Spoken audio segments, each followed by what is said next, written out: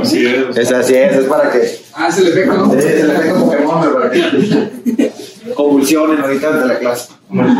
Ay, mira ese padre. Se nota la preparación de esas diapositivas. Bueno, vamos a ver hoy el tema. Nos toca proceso de desvinculación o liberación del ventilador mecánico, famoso Winnie. Dentro de los objetivos de la plática que se acaba de mover, definirla, un poquito de antecedentes históricos, la clasificación de la desvinculación, el proceso que se debe de seguir y los criterios de preparación para hoy. No sé qué está pasando. Vamos a convulsionar. Abre tu presentación. Ya está abierto. Póngale Windows P.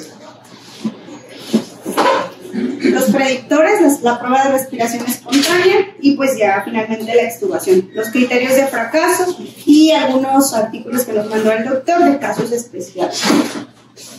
La definición, existen pues muchas maneras. Inicialmente pues Winnie como tal nada más se definía como pues destete, retiro, pero nunca han definido exactamente en qué consiste. Sin embargo, en este artículo que es una guía que recabaron toda la información de muchos estudios que se realizaron a nivel nacional e internacional, se define como la disminución gradual del soporte ventilatorio de pacientes cuya causa subyacente de insuficiencia respiratoria ha mejorado y debe considerarse como un proceso continuo. Desde que intubas al paciente, tú ya debes de pensar en qué momento vas a retirar la intubación, ¿no? El proceso que conduce a esta interrupción y pues obviamente el periodo que es de transición entre el inicio de la ventilación y ya que el paciente tenga una respiración espontánea. Sí. Un poco de historia. En 1950 el doctor Ichan fue el que determinó la técnica de ventilación con presión positiva. Esto fue durante la pandemia de polio. En 1955 fue el primer ventilador controlado por volumen. En el 61 estos doctores fundaron la primera unidad de cuidados intensivos respiratorios en el hospital de Massachusetts y pues ahí empezaron ya los primeros estudios para iniciar el destete del ventilador. En el 77 se utilizaron catéteres con balón esofágico que era para pues vigilar o monitorizar la ventilación mecánica, el trabajo respiratorio en pacientes que estaban intubados. En 1970 se inició todo lo que es la ventilación LCIMV, que se convirtió durante mucho tiempo en la ventilación ideal o la que se utilizaba para destetar el proceso de ventilación. Pues ya a partir de 1980 ya se quitó completamente, se dieron cuenta que no había un beneficio o el hecho de pasar al paciente a CIMV no tenía un mejor proceso de destete de la ventilación y posterior a esto pues ya se empezaron a crear muchos parámetros, muchas medidas que actualmente se toman en cuenta para iniciar la desvinculación. Este es un estudio que se realizó en el 2010, si mal no recuerdo. Son 9 estudios controlados aleatorizados con un total de 1.065 pacientes. Esto es respecto a si se debe de hacer un protocolo como tal de la desvinculación o no. Y pues compararon los grupos, a los que sí se les hizo de manera programada, se tomaron en cuenta ciertos criterios, y a los que nada más ya está despierto y le quitaron el ventilador sin que hubiera un proceso adecuado o predictores para determinar si el paciente podía soportar el retiro de la ventilación. Obviamente, pues se dieron cuenta que los pacientes que llevaban un adecuado control o vigilancia de la desvinculación, pues les iba mucho mejor. Y pues tuvo impacto tanto en la mortalidad, en la estancia hospitalaria y en los recursos económicos.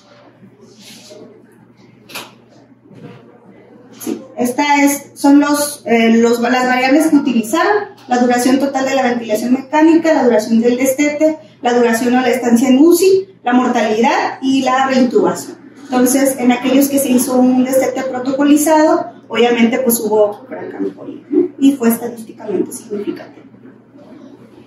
¿Cómo se clasifica? La desvinculación se divide en 3 o se clasifica en 3: la simple, la prolongada y la difícil. La simple se define por una extubación exitosa después de la primera prueba de respiración espontánea. Y pues obviamente es la que más, teóricamente es la que más se realiza dentro de terapia intensiva y tiene una incidencia de éxito del 30 al 60%. Una menor mortalidad, obviamente, entre mejor les vaya, pues la mortalidad disminuye. Una mortalidad del 5 al 10%. En el prolongado se define por una extubación exitosa después de más de 3 respiraciones espontáneas o por más de 7 días, que haya durado pues la desvinculación, todo el protocolo de desvinculación.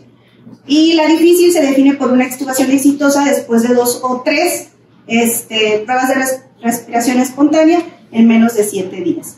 Obviamente tiene una menor incidencia de éxito las dos, tanto la prolongada como la difícil, y tiene una mayor mortalidad, y esto es pues también por lo mismo.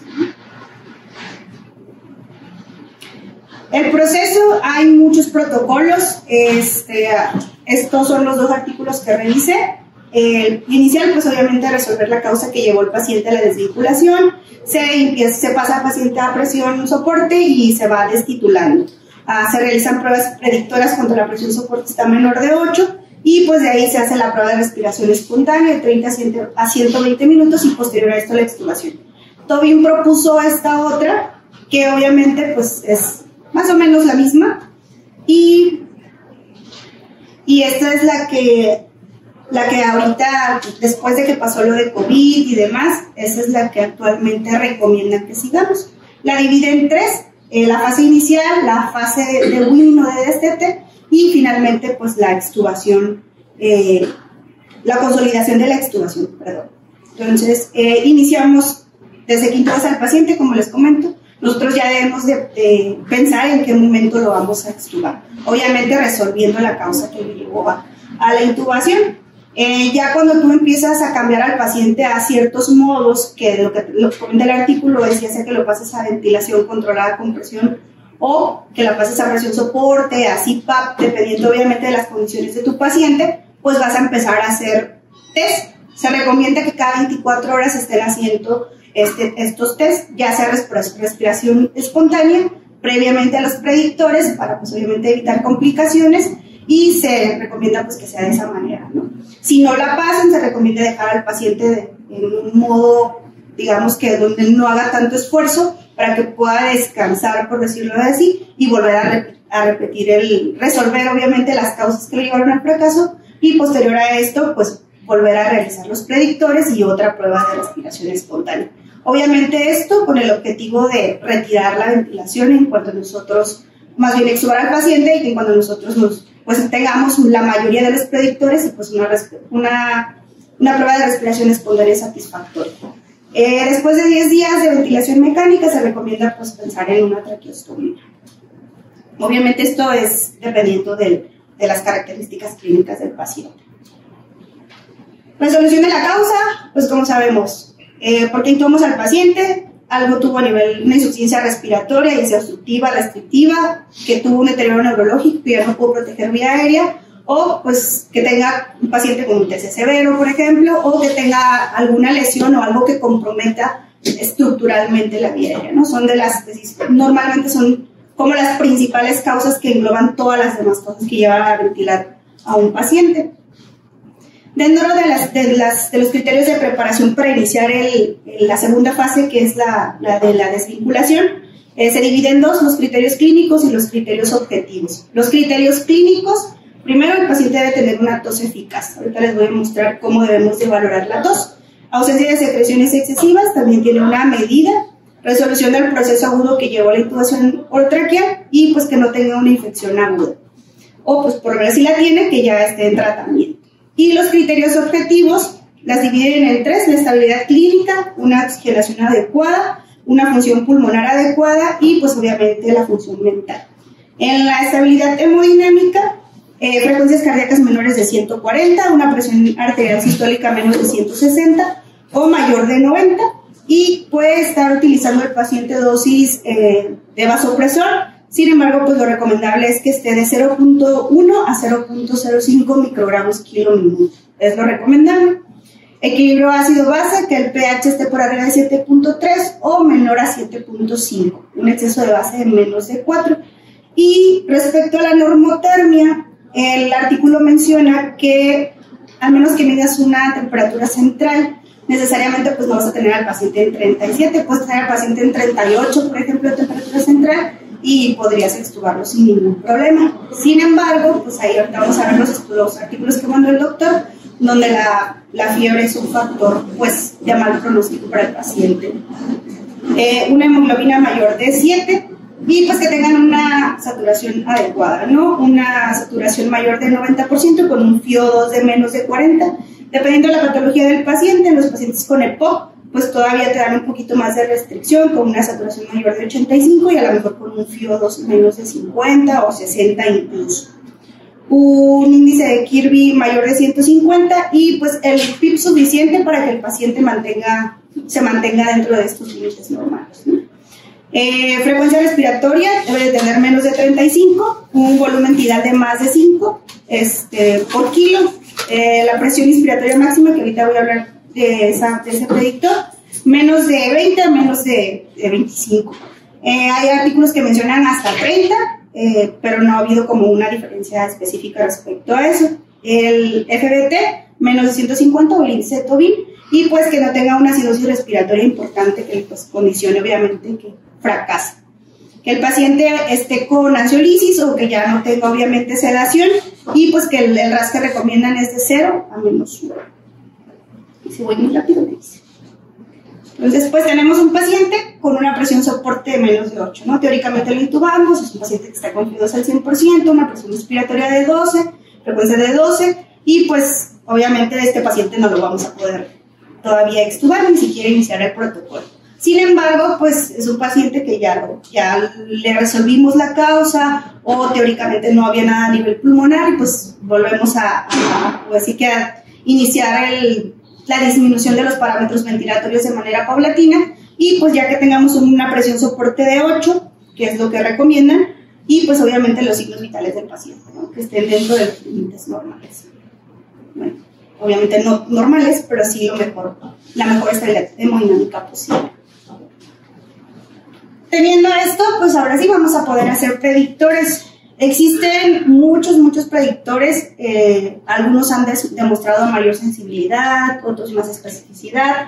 Ninguno es de 100% confiable, ninguno de ellos va a determinar que, no, me salió bien y con esto garantizo que la extubación de mi paciente va a ser exitosa. Ninguno en absoluto. Sin embargo, el realizar la mayoría de estos predictores nos va a llevar a que la ventilación de nuestro paciente sea exitosa.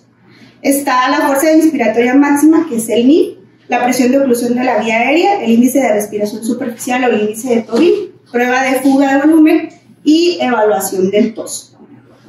Son las principales. Existen muchas otras maneras más invasivas de realizarlo, o incluso pues con ecografía diafragmática, ¿no? Ya en un paciente que a lo mejor ha fallado muchas veces y ya no sabemos, pues ya no hemos podido, digamos, progresar, entonces valdría la pena a lo mejor hacer eso, ¿no? Pacientes que tengan parálisis diafragmática y que por las condiciones propias del paciente, pues no evolucionen de manera adecuada. La capacidad de defensa de la vía aérea, tos. El reflejo tusígeno es de los más importantes, de los que se ha visto que determinan un éxito en la desvinculación y la extubación del paciente. Se recomienda que el paciente debe estar conectado a la ventilación a 60 litros minuto de flujo, con un presión soporte de menos de 7 y un PIB de 5 como mínimo. Posterior a esto, se le pide al paciente que tosa. Obviamente, ya lo neurológico y toda la evaluación del paciente, pues ya está dentro de ese, se supone, ¿no? Entonces, se le pide al paciente que tosa y se va a observar una columna de aire en la inspiración y se mide, se puede medir. Hay ventiladores que te lo dan en los numeritos y hay otros que pues te dan en la gráfica y tú la tienes que medir. Entonces, va a dar un pico de flujo expiratorio al toser que debe de ser mayor de 80 litros minuto, y eso es una prueba o una tos efectiva. Poca cantidad de secreciones, lo que les comentaba, deben de ser menos de 2.5 mililitros succión. Yo sé que nunca lo miden, pero pues teóricamente es una aproximación. Y la frecuencia de aspiraciones, no más de una aspiración dentro de un lapso de 2 horas. Eso nos va a hablar de que en conjunto nuestro paciente tiene un adecuado manejo de secreciones y que tiene una capacidad de defensa de la vía aérea adecuada. No sé si me expliqué. ¿Sí? Muy bien. La fuerza inspiratoria máxima. A ver si se ve cansado. Es un videito. Obviamente, en condiciones normales nos dicen que la presión inspiratoria máxima de una persona completamente sana y normal, sin estar ventilada, puede alcanzar hasta 100 centímetros de agua. Entonces, el valor que recomiendan es que esté entre menos 20 y menos 30 cuando la medimos.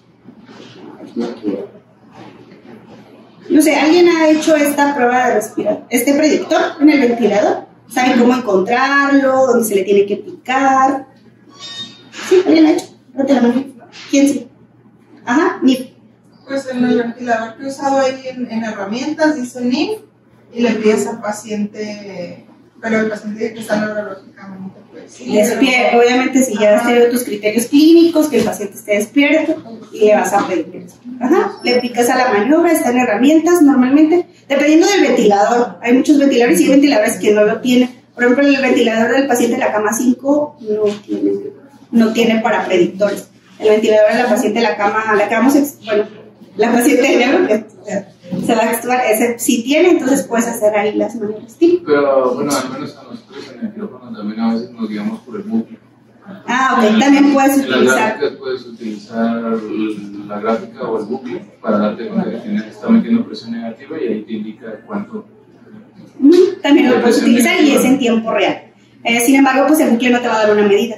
Entonces, en este caso, el objetivo es que esté entre esto, ¿no? Menos 20, menos 30. Insisto, hay diferente bibliografía. Les voy a pasar la expo y espero que sí la puedan ver en YouTube. Pero era cómo se realiza en el ventilador. ¿Okay? No quiso, doctor, mire. Ya le piqué para todos. Sí, tampoco. Sí. No, es la pura foto. Sí. El siguiente predictor es la presión de oclusión de la vía aérea, o P01. Lo recomendable es que suele ser menor de 2. A veces algunas bibliografías te dicen que menor de 3. Y es la presión medida en 100 milisegundos de iniciarse una fuerza inspiratoria frente a una vía aérea ocluida. Esta obviamente también, ¿no? Hay que tener en cuenta, el paciente tiene que estar completamente despierto, él va a hacer el esfuerzo completamente. Entonces, pues tienes que hablar con él y avisarle que se lo vas a hacer porque si no se va a ahogar y se va a asustar, entonces hay que informarles. Igual era un video de donde le tienes que picar, también se encuentra en herramientas, es muy fácil de realizar. Pues tienes que hacer un promedio de 3 mediciones y en base a eso sacar el valor. Y eso te va a dar, tiene que estar menos de 2 para que sea un predictor adecuado para poder retirar la ventilación. Algo que había leído respecto a la presión de oclusión de la vía aérea es que nos podemos basar en él para titular el trigger más en los pacientes neurocríticos. A final de cuentas, este esfuerzo es la capacidad que tiene el cerebro para decirle al pulmón que tiene que respirar. Entonces, podríamos titular en base a esto el drive vascular.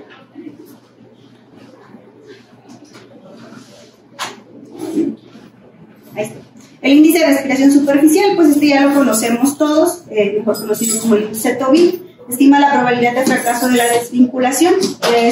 Tiene un valor predictivo positivo para fracaso adecuado, tiene una muy buena sensibilidad, sin embargo, pues tiene una especificidad por menor del 50%. Pues, como les explico, este índice lo han estudiado bastante, es de los que yo creo que de los que más se ha valorado, sin embargo, pues uno solo no puede determinar el éxito de la desvinculación del paciente. Hay algunos que cuando tú pasas al paciente a respiración espontánea, empiezas pues, digamos que en el monitor te puede dar el FBT sin necesidad de que lo calcules. En otras, pues no se puede, pues hay que hacer el cálculo correspondiente. El test de fuga, este es también otro de los predictores que se hacen, se ha definido como la diferencia entre el volumen corriente inspirado y expirado y se expresa en porcentajes de fuga, tomando en cuenta que el 100% es el promedio de volumen corriente inspirado. Insisto, también te lo puede dar el ventilador, dependiendo del ventilador que tengas, te va a dar el porcentaje medido en litros, depende del ventilador, y en otros pues tienes que calcular, ¿no? Suponiendo que el paciente, no sé, volumen corriente inspirado de, no sé, 350 y expirado de 300, pues en base a eso vas a hacer una regla de 3 y vas a calcular el porcentaje de fuga. Los factores donde se recomienda realizar este test es en aquellos pacientes que tengan una intubación traumática o que hayan tenido más de 2 intentos, una intubación que dure más de 6 días, un tubo endotraqueal que sea demasiado grande para el paciente. Se ha asociado que la paciente femenina se asocia más a que tengan una complicación respecto al estridor, que es la que valoramos aquí. Entonces, pues también se recomienda realizar el género femenino. Y pues pacientes que hayan tenido una reintubación después de una extubación no planificada o de una extubación fallida, se recomienda realizar el test de fuga. ¿Cómo se realiza? Hay 2 maneras. Una es pasar el ventilador a control volumen y tú ponerle el volumen que quieras que pues, se introduzca dentro de los pulmones.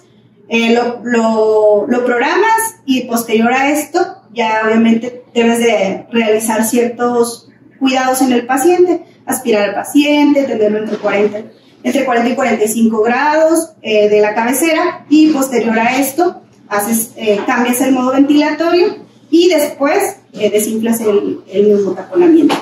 Esto te va a dar un test positivo que tenga una fuga menor de 110 o menos del 15%, y un test negativo que tenga una fuga más de 110 o más del 15%. Y lo otro, si en tu ventilador no te dan los porcentajes o no quieres calcularlo, es válido que tú nada más hagas lo que les comento, desinfles el neumotaponamiento y que escuches el sonido.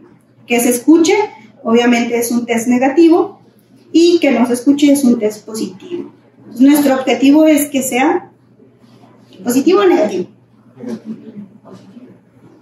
Negativo o positivo. Que sea más del 15 y que se escuche menos es de Exacto. Muy bien. Entonces, ¿alguna duda de cómo se realiza el test de fuga? Hay nada más agregar a pacientes que están con una ventana prolongada, que están infectados con movilidad del cuello. La movilidad pues también traumatiza los tejidos blandos, entonces también en ellos, ¿no?, sería aconsejable que le hagan el test. Yo creo que también lo que vimos en el artículo, el test de fuga, positivo o negativo. No significa que no se pueda hacer idea posteriormente el paciente. Ah, sí, claro. Se puede hacer. Se llama maestría. ¿Y modificarlo con el uso de los esteroides? Sí, pues la idea es que hay varios protocolos. La idea es que lo modifiques, puedes hacer el test, lo modifiques, escoges alguno de los esquemas que hay de esteroides y lo vuelves a repetir. Eso no dice la guía. Eso no dice la guía. La guía dice que es el esteroide y luego ya lo estudia. ¿Se hace el test de fuga? No, pues sí lo vamos a hacer, pues, pero es algo que siempre se ha indicado, que la guía te dice, la guía da por hecho que al administrar el esteroide, lo que iba a mejorar por el esteroide es lo que alcanzó y se acabó. Todo esto, pues, no debería ser pero pues siempre puede hacer. Sí, hay diferentes protocolos como cuenta el doctor. Hay unos que te recomiendan, el más recomendado es metilprednisolona, 40 miligramos, y posterior a las 4 horas vuelves a realizar el test de fuga y si puedes valorar retirar la ventilación. Y hay otros que te dicen que tiene que ser cada 6 horas por 3 dosis y a 24 horas valorar retirar más bien extubar al paciente como tal. Y finalmente, pues ya después de que haces tus predictores, salieron dentro de los límites que esperabas, entonces ahora sí puedes pasar al paciente a respiración espontánea. Ya sea presión soporte, en CPAP con PIP, dependiendo, lo que recomiendan es que esté entre 7 y 5 y que el FIO2, como les comentaba, esté menos de 40%, dependiendo de la patología del paciente. Se realiza durante 30 minutos y durante estos 30 minutos hay que estar vigilando, dando el estado hemodinámico y clínico del paciente, porque en base a eso vamos a determinar si es una prueba de respiración espontánea adecuada o no. ¿Qué hacemos si falla? Pues se debe determinar la causa de por qué falló, eso es algo bien importante. ¿Por qué? Porque es la que vamos a resolver antes de volver a exponer al paciente a otra prueba de respiración espontánea. Una vez que se resuelva, pues hay que valorar, reintentar la prueba de respiración nuevamente, igual realizar los predictores y en base a eso volver a realizar la prueba. Después de una prueba de respiración espontánea fallida, se recomienda que la forma de soporte ventilatorio al paciente, lo que le comentaba, tenga que ser estable. ¿A qué se refiere con estable? Que sea lo más cómodo, ¿no? Que el paciente no se canse. Entonces lo puedes volver a realizar a presión o a volumen, como consideren, y para que esto no le produzca fatiga. Y posterior a esto, pues volver a reintentar. Estos son los valores o los parámetros que se recomiendan de los predictores. Y pues si ya toleró la prueba de ventilación espontánea, ya se recomienda que se suspenda la nutrición parenteral de 2 a 4 horas previas, la cabecera de entre 45 a 90 grados, aspiras al paciente y pues retiras el tubo endotráqueo. Entonces esas son las recomendaciones. ¿Mande? Ahí, ¿qué tiene que ver la nutrición parenteral? Para poder... enteral, perdón. Error de dedo. Y yo. No pasó a esa recibido, no, y yo, perdón, es enteral. Esa tablita me gusta que obtenga un parámetro mínimo del Janitodin, porque no todos nada más te dicen trabajo de 105, ¿no? Ya ves que te da 30, 40 y lo estuvo similar al éxito, pero te hablaba de que el cociente está muy amplio o la frecuencia respiratoria está muy, muy bajita. Lo más seguro es que el paciente que te esté dando un Janitodin bien, te vaya a hacer apnea y te vaya a fracasar, ¿no? Entonces sí. No había encontrado uno de 70 a 105. 60 a 70. Pero sí, de 30 a 20, técnicamente el paciente tiene que estar con 6 o 7 de frecuencia para que te dé un índice tan bajo. Sí, no, porque ya en el este bajo, que todo está bien. Y pues los criterios de fracaso también los dividen en dos, tanto clínicos como objetivos. Y los clínicos, pues su duración profusa, cianosis y al momento de respuesta del esfuerzo respiratorio, no solo taquipnea como tal, sino disnea, tiraje intercostal, aleteo o cualquier, obviamente en general, pues que tenga realmente un esfuerzo respiratorio incrementado. Normotermia, insisto, lo manejan así, pero lo mencionan como 38, siempre y cuando sea una temperatura central. Incluso 38, si es central, no habría ninguna contraindicación para retirarlo. Los criterios objetivos: pacientes que tengan frecuencia cardíaca mayor de 140, una tensión arterial sistólica mayor de 160 o menor de 90, o que tenga un incremento de la necesidad de vasopresores en un 20%. Eso también es criterio de fracaso. Que tenga alteración o desequilibrio ácido-base con un pH menor de 7.32 o descenso de más de 0.07 milímetros de mercurio. En cuanto a la función pulmonar, frecuencia respiratoria mayor de 35, que el índice de Tobin sea más de 150, el PCO2 más de 50 o un aumento del PCO2 más de 8 respecto al inicial antes de retirar la ventilación en el paciente. Y pues obviamente que desarrolle ansiedad, agitación, disminución del estado de conciencia, pues nos habla de que nuestra desvinculación fracasó. ¿Qué podría condicionar el fracaso de la extubación? Pacientes que tengan ventilación mecánica prolongada, que tengan debilidad adquirida en la terapia, deterioro de la función respiratoria, pacientes que tengan neumonía, telectasia o alguna otra complicación que pueda haber, pacientes con EPOC o asma que desarrollen una crisis durante, o incluso edema agudo pulmonar posterior a la extubación, que es algo que sí podría pasar. Y alteraciones neurológicas y pues que hagan lo que ya les comentaba previamente. ¿Qué hacer cuando fracasa la extubación? Hay dos vertientes. La primera te dice que si falló tu paciente, lo vuelvas a intubar, ¿no? Ventilación mecánica invasiva y ya vuelves otra vez a reiniciar todo. Resolver por qué fracasó y pues otra vez iniciar el protocolo de desvinculación. Algunos otros te dicen que utilices cánulas de alto flujo, ventilación no invasiva, CPAP, BiPAP y demás. Sin embargo, pues obviamente no ha demostrado que el uso de las otras formas sea mejor que la ventilación mecánica invasiva. Todavía está estudiándose porque no han determinado nada. Sin embargo, pues la ventilación mecánica invasiva como tal, pues es volver a reiniciarlo y pues sí se asocia a mayor tiempo de ventilación mayor mortalidad y obviamente pues mayor costo.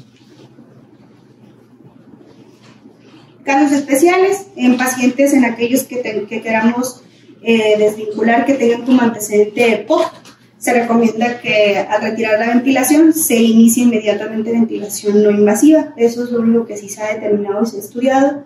Y recomiendan, o sea, digamos que el destete es mucho antes de lo esperado, disminuye significativamente la tasa de reintubación y pues disminuye el fracaso de la extubación.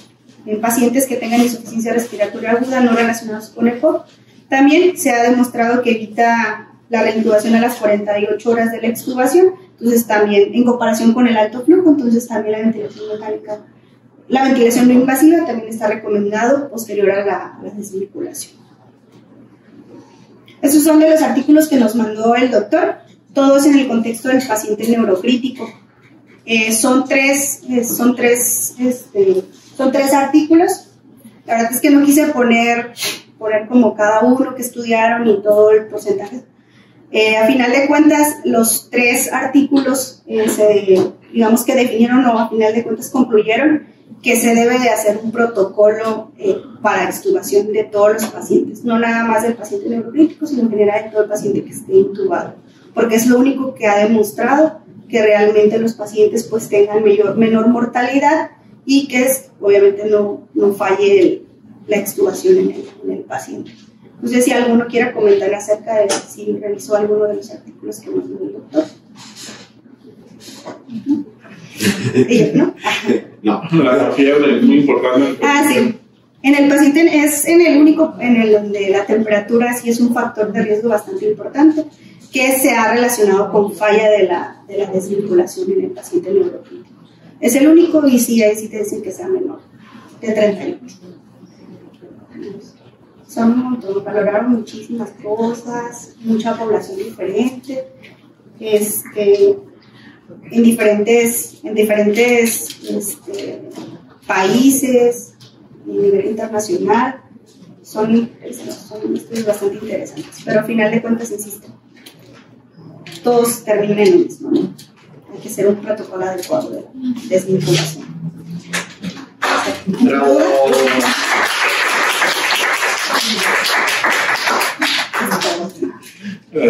¿Dudas, preguntas? ¿No? Que el doctor les va a contestar.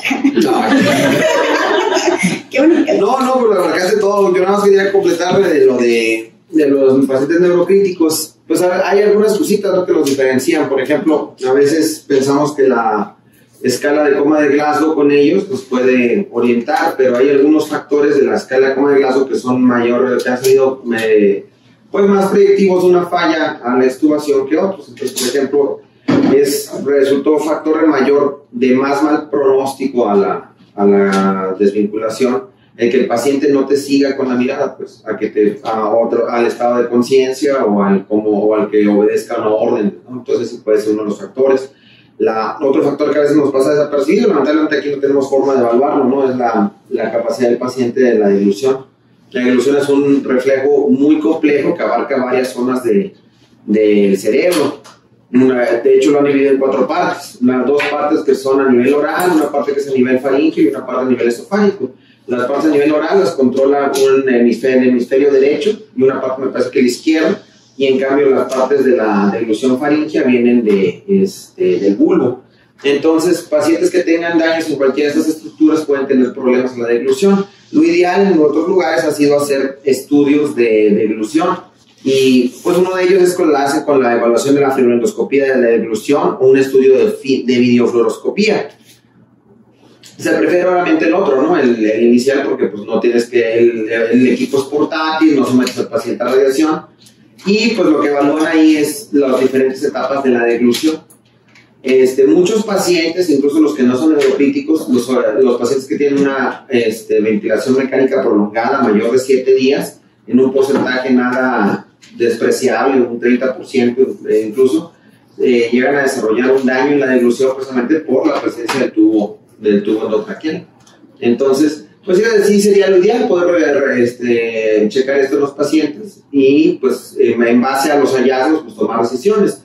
incluso no tanto el no extubarlos, o sea, no es vincularlos a la ventilación, sino decidir si los vas a alimentar, les vas a intentar a que el paciente degluta, o vas a mejor a ponerle una sonda nasogástrica, o son pacientes que son candidatos mejor a hacerles una gastrotomía. Entonces, pues es uno de los casos, ¿no?, por los que los pacientes fracasan y que a veces pues no tenemos oportunidad de valorarlo. Aparte del reflejo de la tos que dice la doctora, el reflejo nauseoso también es importante.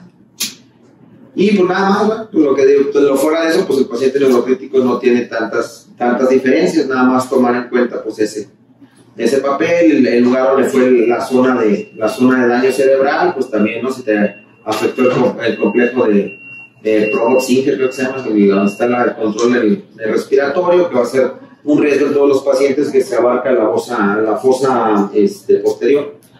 Pues son pacientes que va a ser difícil de vincularlos. ¿Y el neuromonitoreo como la entropía? ¿No lo utilizan ustedes? La entropía, ¿no? Entropía a nivel de la respiración. Eso lo llegamos a platicar. Antientropía. Antientropía. ¿Sí? No, pues el neuromonitoreo te sirve, mira, ahí te recomiendo. Un paciente ya clínicamente para extubarse, pues en teoría ya no es un paciente neurocrítico, ¿no? Ya descartaste que tenga aumento de la presión intracraneal, que es lo que más valoras en un paciente neurocrítico.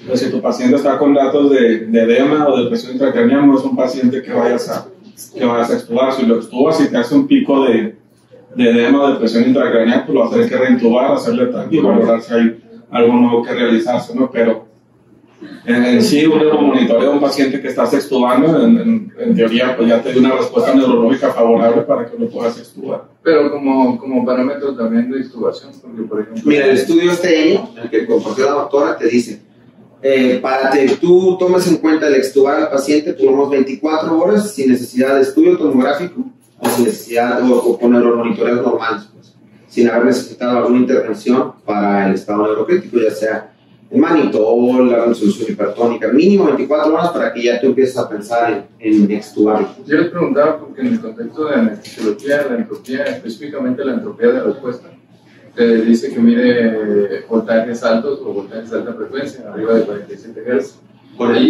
Y en el músculo procerus, que es donde se coloca uno de los electrodos, se ha visto que tiene una especificidad, una alta sensibilidad para la recuperación de la fuerza en la musculatura de la protección de la vía aérea, o en este caso de los músculos deglutorios.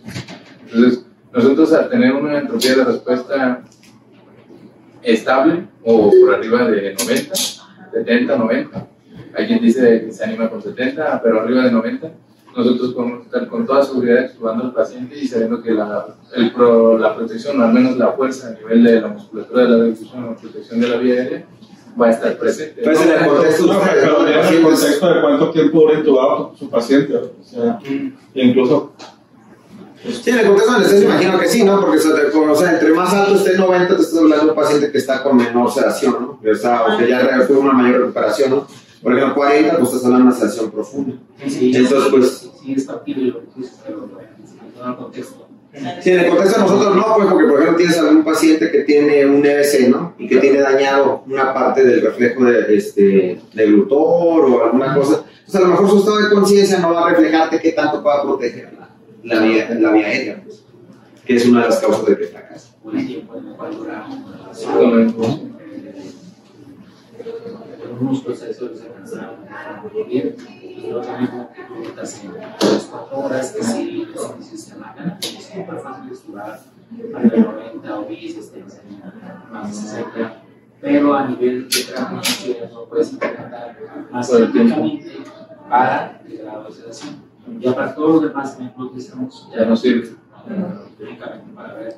Sí, la verdad no puedo decir cómo lo hagan, pero imagino que la pregunta que tiene diálisis metabólica, ¿no? De ver si ya está listo aquí. Aquí no tomamos pacientes bajo efecto de sedación residual.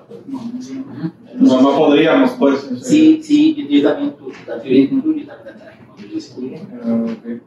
Pero ya lo dices. No, ya está.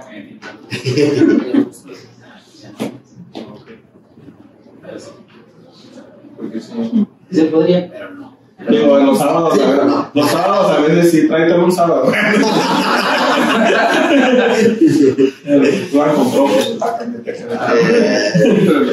No, trae una entropía chingona. No, entropía, pero bárbara. Bueno, entonces, ¿alguna duda más? No. Excelente, le va a dar un aplauso.